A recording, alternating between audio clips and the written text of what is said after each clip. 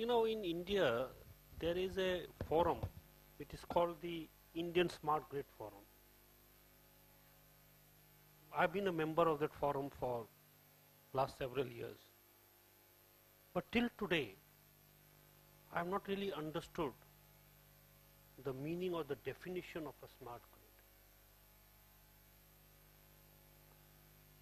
I have a fundamental problem with the word smart grid. What do you mean? What is smart? Mr. Razdan raised some pertinent issues. Smart microgrids, interactive, self-healing, intermittent, volatile. I think one of the recommendations that we must give to the government of India is to first define what is a smart grid. Only when we are able to define a smart grid would we be able to tackle the challenges of integrating the smart grid with renewable energy. Yesterday, I read an article which says 35% of thermal capacity in this country is lying idle, and the balance 65% operates at 56% plant load factor. I mean, and we are talking of adding, gigawatts after gigawatts of new capacities of various kinds, including thermal, solar, and what have you. So we must also understand from the policy perspective what to do with the thermal capacity. You know, this morning we heard people saying the cost of coal power plants range from 6 to 9 crores per megawatt. Solar 4 to 5. But people forget that solar is available for only 8 hours a day. And in a country like India, maybe 300 days a year. But thermal capacities are available 365 days a year, round the clock, 24 hours. So we always think that, everything is hunky-dory, solar, solar, solar. But if you compare apples with apples, we will find the cost of solar is more than double of thermal.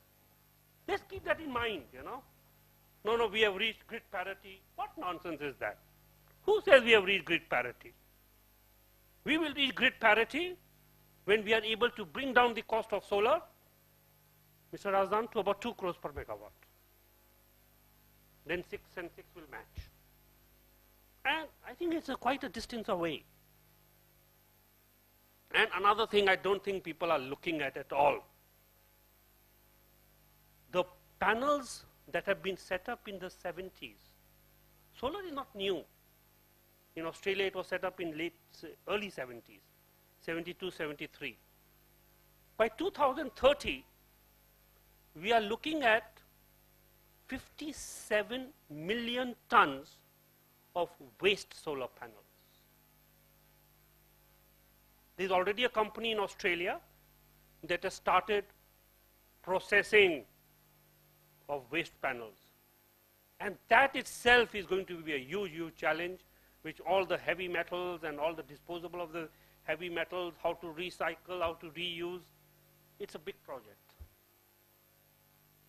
And we must look at that. And the second important thing is having 100% renewable energy in the world. Is it possible? Or am I just joking? No, I'm not joking, I'm serious. By 2050, there is a possibility of having 100% renewable energy, provided we have energy efficiency measures being adopted on a war footing for the next 35 years. Every single place we must use energy efficiency. I give you an example. A few days ago, I wanted to replace the air conditioner, window air conditioner of my house. And I did some analysis. I'm an engineer. I passed out long back in 1981. And I said, let me do an energy audit of this drawing room. Where is the heat coming from? And I saw the chandelier it had 15 bulbs of 60 watts. So incandescent bulbs. The builder had made that house 15 years ago and they never went out of order. So they existed. So 900 watts of energy were coming from there. I replaced those bulbs with LED bulbs of 3 watts each. So 900 became 45. And I saved 50,000 rupees on replacement of the AC because there was no more heating taking place because of 900 watts and 45 watts. See, please remember, when I became a student of engineering, the first thing that was told to me way back in 1976 was engineering is common sense. And the next sentence the professor wrote on the board, common sense is very rare. That is a dichotomy that we are facing today. We don't use common sense. And then my wife tells me, now you have replaced this 45 watts. If guests come tomorrow, will they feel hot? I said, no. This AC will run for another 10 years. Of course, another issue is that the energy efficiency of that old AC, that's a different issue. So, you know, little things we need to do. Like, you know, we have water pumps, we have all kinds of installations. We go around water pumps, you know, automatic levels, this and that. I was an engineer trainee at Century Rayon, and I used to, you know, work with timers those days. This is 1981. And I called the, you know, electrician. I said, look, these meters don't work. Sometimes the wall clock is out of order. Sometimes this is out of order. You go to the market and get me L&T timers, industrial timers, and install it on all the motors. And I set the time for 1 hour, and the motor switches off. And to prove my point, I requested BSES to give me a separate meter for these motors, which they agreed. And the electricity bill from 4,000 rupees, sir, has gone down to 880 rupees, which I paid yesterday. That's why I remember the exact amount. So practical things. Please understand that energy efficiency, smart grids, these are not rocket science. Climate change, I had climate change at UNDP. Is climate change rocket science? It's very simple science. Why are we having so much of rainfall, so erratic? What is happening? When the air gets hot, it drifts. It carries the moisture and drifts further. So the dry areas will get drier and the wet areas will get wetter. As a general rule. Why do you have erratic monsoon? You know, and one very important thing about greening smart grids is I feel is capacity building. We are doing woefully inadequate efforts to build capacity so that we can have smart grids in this country. And let me tell you, there are many more sources of renewable energy than we are looking at today. We are looking at only basically 3 sources: wind, solar, and biomass. And biomass, Mr. Razdan has often told me, will never succeed because the moment you set up a biomass-based power plant, the price of biomass shoots up. Is that right, sir? Well, it happens. So the viability goes for a 6. Unless it is waste. Unless it is waste, yes. You know, that is why when I was looking at this scenario, I decided to do a PhD on waste.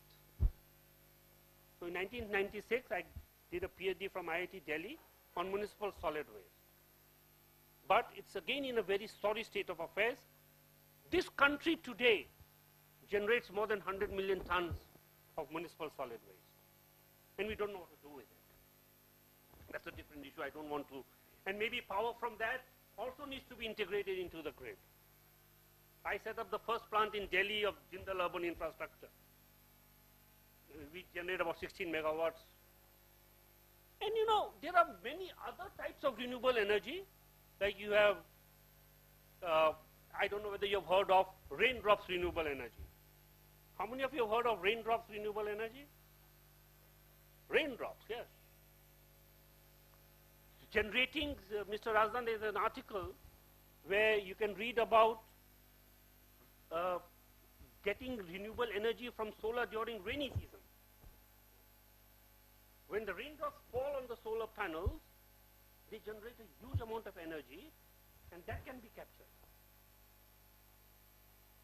So, and then we have geothermal energy, we have tidal energy, we have ocean energy, we have wave energy, we have plethora of energy. Imagine if these also need to be integrated. What will happen to the volatility or the intermittent sources of energy? So we really need to look at all these things in a very, very holistic manner. And when I look at holistic way, we want to integrate all these things. Rooftop solar, net metering, those are all going to be, if you have set up 5 kilowatts, you want to send 3 kilowatts to the grid, it's not going to be so simple in a country like India. Because our grids are having a lot of problems. How do we manage the cycle time, the herds of the grid? It has to be 50, if it goes down to 40, it trips, all kinds of problems are there. So I think, we really need to see what we want to do next. But again, I would like to repeat at the end, we must first define what is a smart grid. Thank you, ladies and gentlemen.